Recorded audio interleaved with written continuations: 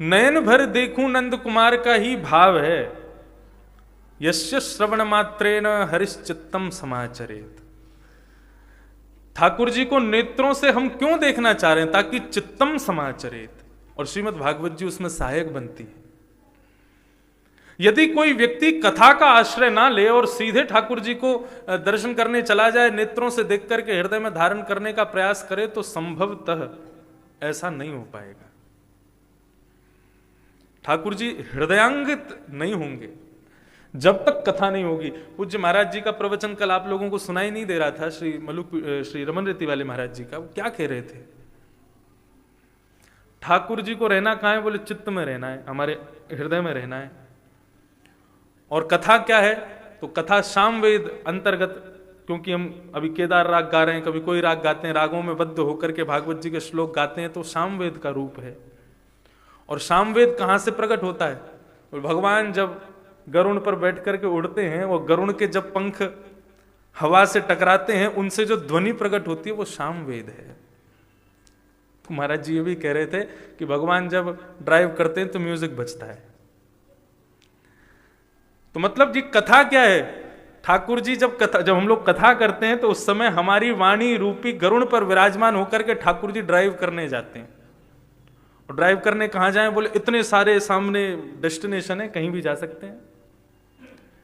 श्री बनवारी जी रूपी डेस्टिनेशन बैठे हैं, ठाकुर जी रूपी डेस्टिनेशन बैठे हैं, महाराज जी रूपी डेस्टिनेशन बैठे हैं। ये सारे गंतव्य स्थान हैं ठाकुर जी के जाने के।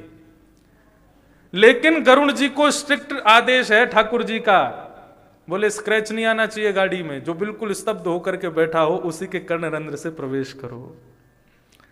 ठाकुर जी कर्णरंध्र से प्रवेश करते हैं। फिर हृदय में वो गरुण जी कहते हैं, ठाकुर जी इसके हृदय में तो बड़ी मलिनता है, काम क्रोध राग द्वेष ईर्षा अभिनिवेश अहंता ममता रूपी सारी गंदगियां इसके हृदय में पड़ी हैं। भगवान के तुरंत वापस निकलो यहां से, नहीं जाना। कथा के समय पर अंदर तो गए लेकिन तुरंत बाहर आ गए। तो कथा क्या है? मार्जन है, ये हमारे हृदय की सफाई है। शाम के उत्सव में श्री गिरधर लाल जी देखो और देख करके हृदयांगित करो, लेकिन उससे पहले सुबह सुबह झाड़ू लगाओ, स्थान को पवित्र तो करो। हम जहां जाते हैं उस स्थान को पहले पवित्र करते हैं। इस कथा के माध्यम से पहले हृदय को पवित्र करो, फिर ये पद गाओ। देखूं नंद कुमार नयन भर देखूं नंद कुमार। तो अष्टछाप के सखा, उनके पद और भागवत के श्लोक दोनों का समन्वय।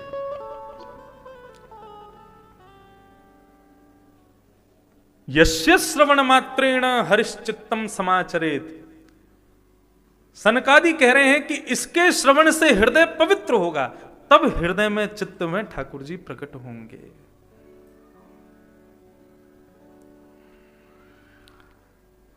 आजन्म मात्रमपि येन सठेन किंचित। जिसने जीवन में कभी कथा नहीं सुनी उसके लिए क्या कह रहे हैं?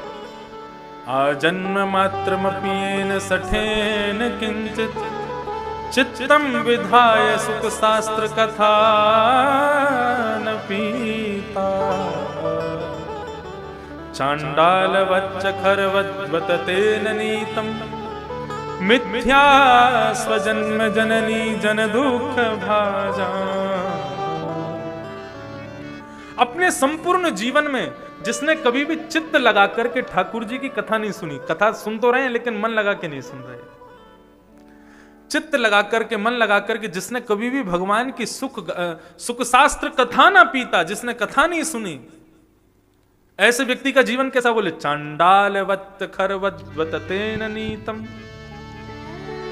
ऐसा व्यक्ति अमुक प्रवृत्ति का है फिर, और उसका जन्म किसके लिए हुआ, क्या करने के लिए हुआ? केवल माता को जन्म देते समय जो कष्ट होता है वो कष्ट देने के लिए वो बालक आया है। ऐसा मैं नहीं कह रहा हूं। धिक्तम नरम पशु समम भुविभार रूपम मेवम वदंति दिव देव समाज मुखिया। देवताओं के भी मुखिया इस बात को कह रहे हैं। धिक्तम, धिक्कार है ऐसे व्यक्ति को जो इस सुख शास्त्र को नहीं सुनता है, हृदय लगा के नहीं सुनता, चित्त लगा के नहीं सुनता। इसलिए खूब मन लगा के कथा सुननी चाहिए। भले ही सुनी है, भले ही पहले भी प्रसंग सुना गया है, लेकिन पुनः उसमें पुनरावृत्ति जब उसकी होती है तो कुछ ना कुछ नवीन तो निकलेगा ही। हमने तो इतनी बार कथा की, कभी ऐसा लगता ही नहीं पुरानी। हर बार एक नया भाव श्रीमद् भागवत जी कृपा करके स्वयं प्रदान कर देती हैं। हर बार एक नवीनता स्वयं भागवत जी देती हैं। पुराण है ना, पुरा अपि नवम इति पुराणम, बहुत पुरानी है, लेकिन पुरानी होते हुए भी जितनी बार पढ़ोगे उतनी बार नहीं लगती, इसीलिए पुराण। सनकादि ऋषि कथा सुना रहे थे, इतने में ही सनत कुमार कथा सुना रहे थे, इतने में ही भक्ति ज्ञान वैराग्य तीनों प्रकट हो गए। और प्रकट होकर के महाराज बिल्कुल उनका तो नवीन नेव स्वरूप हो गया। ज्ञान और वैराग्य के दाढ़ी आदि सब पक गई थी, वृद्ध हो गए थे, बिल्कुल स्वस्थ हो गए, बिल्कुल युवान अवस्था में प्रकट हो गए। और प्रकट होकर के कीर्तन करने लगे। भक्ति सुतौ तौ तरणौ गृहीत्वा प्रेमैक्वरूपा सहसा विरासे श्री कृष्ण गोविंद हरे मुरारे नाथेति नामानि मुहुः वदन्ति नाथेति नामानि मुहुः वदन्ति।